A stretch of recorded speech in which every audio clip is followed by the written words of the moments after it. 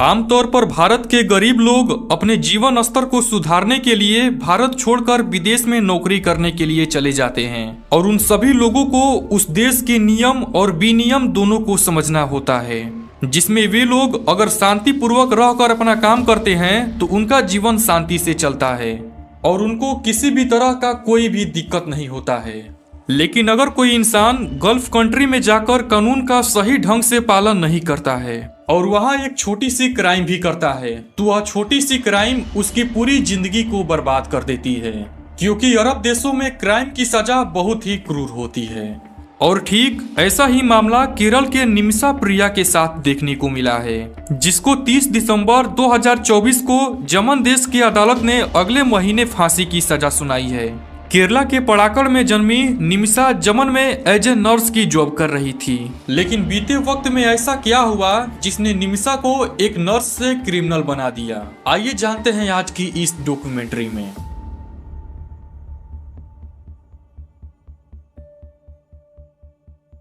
केरल के एक गरीब परिवार में जन्मी निमिषा प्रिया बचपन से ही पढ़ने में काफी अच्छी थी, लेकिन परिवार की फाइनेंशियल बैकग्राउंड अच्छी न होने के कारण निमिषा को वहां के एक लोकल चर्च ने नर्सिंग डिप्लोमा कोर्स करने में मदद किया था।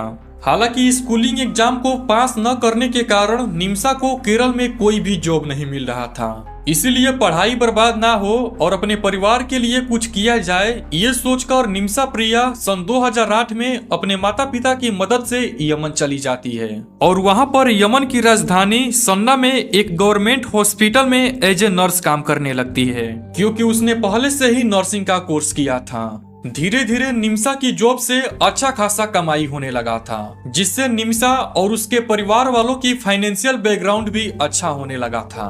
इसी के साथ साथ धीरे धीरे निमिषा भी बड़ी हो चुकी थी और अब 2011 आ चुका था और अब तक निमिषा के फैमिली वालों ने उसके लिए एक लड़का देख रखा था जिसका नाम टॉमी थॉमस था और वो एक ऑटो ड्राइवर था। इसीलिए उसको यमन से वापस इंडिया शादी के लिए आना पड़ता है और फिर एक साल बाद साल 2012 में थॉमस भी निमिषा के साथ यमन चला जाता है। वहां जाकर निमिषा अपने काम में लग जाती है और थॉमस भी अपने लायक छोटी मोटी कोई काम खोज लेता है। अब दोनों मिलकर यमन में एक नई जिंदगी की शुरुआत करते हैं। दिसंबर 2012 में निमिषा की एक बेटी होती है, लेकिन धीरे धीरे निमिषा और थॉमस को ये लगने लगा कि परिवार बड़ा होने की वजह से उसके डेली लाइफ के खर्चे बढ़ते ही जा रहे हैं और थॉमस भी अपने जॉब से कुछ खास कमा नहीं रहा था। एक दूर देश में कम आमदनी के साथ बेटी और परिवार की परवरिश में कमी हो रही थी। इसीलिए थॉमस अप्रैल 2014 में अपनी 1.5 साल की बेटी के साथ वापस इंडिया आ जाता है। निमिषा एक ब्राइट स्टूडेंट थी, उसमें हमदर्दी कूट कूट कर भरी हुई थी। वह जिस हॉस्पिटल में काम करती थी उस हॉस्पिटल में शायद ही ऐसा कोई बंदा होगा जो निमिषा की तारीफों का पुल न बहाता हो। निमिषा को भी अपने आप पर पूरा भरोसा था कि यदि वह यमन में अपने खुद का मेडिकल खोल ले तो वह अपने परिवार की स्थिति को सुधार सकेगी, जिस वजह से वह इसके बारे में अपने पति थॉमस से पूछती है। थॉमस निमिषा की हर बात को मानता था और उसको हर एंगल से सपोर्ट भी करता था, जिस कारण उसने इस फैसले पर भी अपनी मंजूरी दे दी। लेकिन यमन के रूल के मुताबिक यमन में बिजनेस करने के लिए वहां के किसी सिटीजन को एज ए पार्टनरशिप के रूप में होना चाहिए। जानकारी के मुताबिक यमन में एक शख्स को निमिषा अच्छी तरह से जानती थी, जिसका नाम था तलाल आब्दो महदी। तलाल की एक कपड़ों की दुकान थी जो निमिषा के क्लिनिक के पास में ही थी। यहाँ तक कि तलाल की वाइफ की डिलीवरी निमिषा के अस्पताल में ही हुई थी और इसलिए उन दोनों में एक अच्छी तरह से पहचान हो गई थी, जिस कारण तलाल ने निमिषा को एक फाइनेंशियली और पार्टनरशिप के रूप में मदद किया और अब क्लिनिक को सेटअप करने का काम शुरू हो चुका था।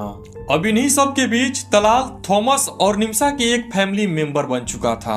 अब तक सब कुछ बेहतर होता दिखाई दे रहा था। इसी बीच निमिषा की बेटी का बर्थडे साल 2015 में आया तो उसका बर्थडे मनाने वापस केरला आ गई और साथ में तलाल आब्दो महदी भी उसके साथ इंडिया आ गया।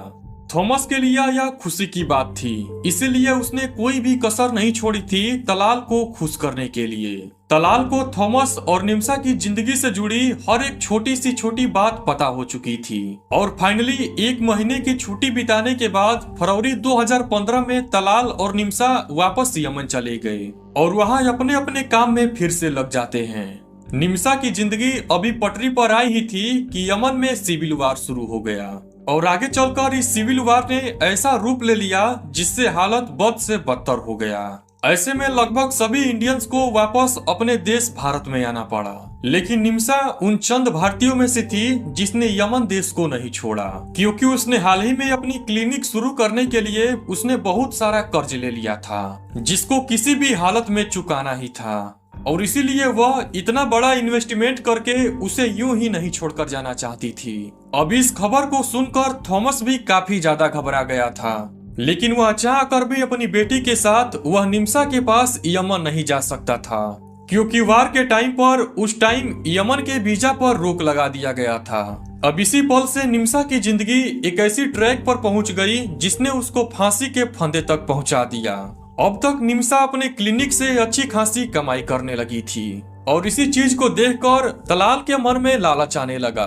उसका मन में ये भावना आ गया था कि उसके कमाई के 50% हिस्से उसका भी होना चाहिए और उसको ये अच्छी तरह से पता चल गया था कि निम्सा यहाँ यमन में उसके ही भरोसे रह रही है और निम्सा उस पर आंख बंद करके भरोसा भी करती है और बस इसी बात का तलाल फायदा उठाता है। सबसे पहले उसने क्लिनिक के लिए जितनी भी गाड़ियां थी उन सब गाड़ियों को अपने नाम पर रजिस्टर करा लेता है और पेपर वर्क पूरा करके वह उस क्लिनिक का 33% होल्डर भी बन जाता है। और अभी तक इन सभी बातों की निम्सा को भनक तक नहीं थी, लेकिन बात यही तक नहीं रुकी। तलाल का लालच और दिन पर दिन बढ़ता ही जा रहा था। वह क्लिनिक के कैशियर से बात करके पूरा का पूरा कैश अपने पास ही रखने लगा और यहाँ तक कि क्लिनिक में उसने इस बात का अफवाह फैला दिया कि निम्सा उसकी वाइफ है।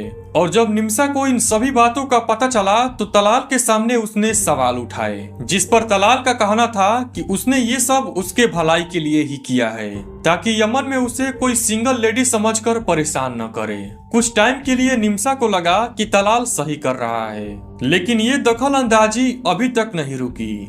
मानो वह ऐसा बर्ताव करने लगा जैसे क्लिनिक उसी का हो और निम्सा का वह पति हो और इन सब चीजों का प्लानिंग वह पहले से ही कर रहा था, क्योंकि वह जब इंडिया आया था तो उसने थॉमस और निम्सा की शादी के एल्बम में से एक फोटो चुरा लिया था और उसको एडिटिंग के जरिए थॉमस के फेस के जगह पर अपना फेस लगा लिया था और इसी बेसिस पर तलाल ने यमन में फेक मैरिज सर्टिफिकेट भी बना लिया था। अब यमन के कानून के अनुसार निम्सा उसकी लीगल वाइफ थी। निम्सा की हालत एक ऐसी पक्षी की तरह हो गई थी जो पिंजरे में बंद हो और उसे निकलने का कोई दरवाजा भी ना हो। साल 2016 पानी अब सर से ऊपर जाने लगा था। तलाल अब स्टाफ के सामने ही निम्सा को मारता पीटता था, जिस पर निम्सा ने पुलिस कंप्लेन किया था और इसी वजह से यमन पुलिस ने तलाल को अरेस्ट कर लिया था। लेकिन तलाल ने कोर्ट में वही फेक मैरिज सर्टिफिकेट दिखाकर यह साबित कर दिया कि वह उसका पति है। कोर्ट भी फेक सर्टिफिकेट को पहचान नहीं सकी और उसको रिहा कर दिया।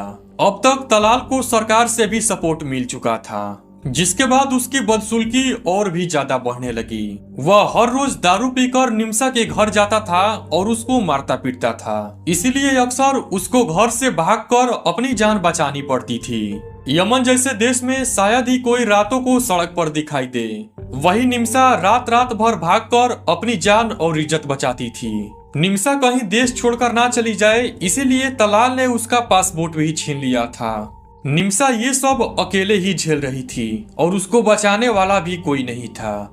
निम्सा चाहकर भी इस बात की जानकारी अपने घर वाले को नहीं दे सकती थी, क्योंकि तलाल उसका सिम कार्ड ही तोड़ देता था। निम्सा अब इस बात को समझ गई थी कि वह इस नर्क से तभी छुटकारा पा सकती है जब यहाँ पर सब कुछ छोड़कर वापस इंडिया चली जाए, लेकिन इसके लिए उसका पासपोर्ट तलाल से वापस लेना था, जो शायद वह कभी नहीं कर सकती थी। इसीलिए निम्सा को एक जेल स्टाफ ने यह सजेस्ट किया कि वह तलाल को किसी भी तरह से बेहोश कर दे। उसके बाद वह किसी दूसरे जगह पर उसको ले जाकर यह निकलवा लेगा कि उसका पासपोर्ट कहाँ पर है।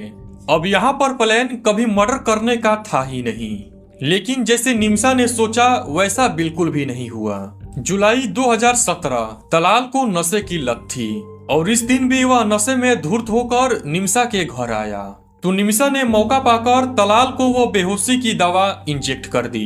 कुछ ही मिनट बाद तलाल बेहोश होकर नीचे गिर गया और जोर जोर से पागलों की तरह चिल्लाने लगा और कुछ ही देर बाद उसकी आवाज भी बंद हो गई। अब डरते डरते निमिषा उसके पल्स जब चेक करती है तो उसको ये मालूम होता है कि उसकी मौत हो चुकी है। शायद उसके शरीर ने केमिकल रिएक्शन करके काम करना बंद कर दिया हो। अब तक जो भी हुआ था उसकी कल्पना निमिषा ने कभी नहीं की थी, लेकिन अब वह ना चाहते हुए भी एक कातिल बन चुकी थी। निमिषा ने फौरन अपने दोस्त हनान को वहां पर बुलाया, जो कि वह भी एक नर्स थी। वह निमिषा की लाइफ से जुड़ी हर एक बात को जानती थी। हनान ने निमिषा से कहा कि उनको किसी भी तरह इस बॉडी को ठिकाना लगाना होगा। वह हनान ही थी जिसने तलाल की बॉडी को छोटे छोटे टुकड़े में काटकर पानी के टैंक में रख दिया था। और अगले ही दिन वे दोनों सन्ना से 380 किलोमीटर दूर एडेन सिटी चले गए, जहां कुछ ही दिन बाद 25 जुलाई 2017 को यमन पुलिस उन दोनों को अरेस्ट कर लेती है और दोनों को सन्ना के जेल में डाल देती है। निमिषा को अपने केस लड़ने के लिए ना ही कोई लीगल सपोर्ट मिला और ना ही कोई लॉयर। निमिषा ने खुद से ही अपना पक्ष कोर्ट में रखते हुए बताया कि कैसे तलाल ने फेक मैरिज सर्टिफिकेट बनाया और इसी फेक सर्टिफिकेट की वजह से उसने गलत फायदा उठाया। लेकिन इतना सब ट्रू फैक्ट्स होते हुए भी कोर्ट ने साल 2018 में निमिषा को दोषी करार दिया और ट्रायल कोर्ट ने साल 2020 में हनन को उम्र कैद और निमिषा को फांसी की सजा सुनाई। अब निमिषा जानती थी कि वह बेकसूर है, लेकिन वह इस बात को साबित ही नहीं कर पा रही थी। इसीलिए बिना किसी प्रॉपर लीगल सपोर्ट के निमिषा ने supreme judicious council of Yemen में फांसी की सजा के अगेंस्ट अपील किया। लेकिन 4 साल बाद 30 दिसंबर 2024 को यमन प्रेसिडेंट रशद अल अलीमी ने अपील को खारिज कर निमिषा को 1 महीने के अंदर फांसी देने का फैसला सुना दिया। लेकिन अब यमन न्यूज एजेंसी इस बात से पलटी खाकर ये बता रहे हैं कि निमिषा को प्रेसिडेंट ने फांसी की सजा नहीं सुनाई है, बल्कि इस केस में सभी फैसला हुद्दी ले रहे हैं। निमिषा को फांसी से बचाने का एकमात्र रास्ता है ब्लड मनी। अब ये ब्लड मनी क्या है और हुद्दी कौन है? यमन में शिया और सुन्नी दोनों का बराबर रोल है और जिस जगह पर निमिषा का केस चल रहा है वहाँ पर हुद्दियों का रोल है और यहाँ पर आज भी शरिया का कानून चलता है, जिसको ही ब्लड मनी कहते हैं। अब ब्लड मनी का आशय उस पैसे से है जो मृतक परिवार को देकर दोषी व्यक्ति को जान बचाई जा सकती है। यमन और अन्य अरब देशों में यह व्यवस्था आज भी कायम है। इसके मुताबिक अगर मरने वाले व्यक्ति के परिजन चाहे तो हत्यारे से समझौता करके कुछ पैसे लेकर उसे माफी दे सकते हैं। अब ऐसे भी खबरें आई थी कि महदी के परिजनों ने निमिषा प्रिया के रिश्तेदारों से ब्लड मनी के तौर पर पिछले साल 5 करोड़ यमनी रियाल मांगे थे। अगर इसे भारतीय मुद्रा में कन्वर्ट करें तो यह रकम 1.52 करोड़ होती है। आज भारत के हर एक नागरिक के लिए एक ही सवाल है, क्या निमिषा बच पाएगी?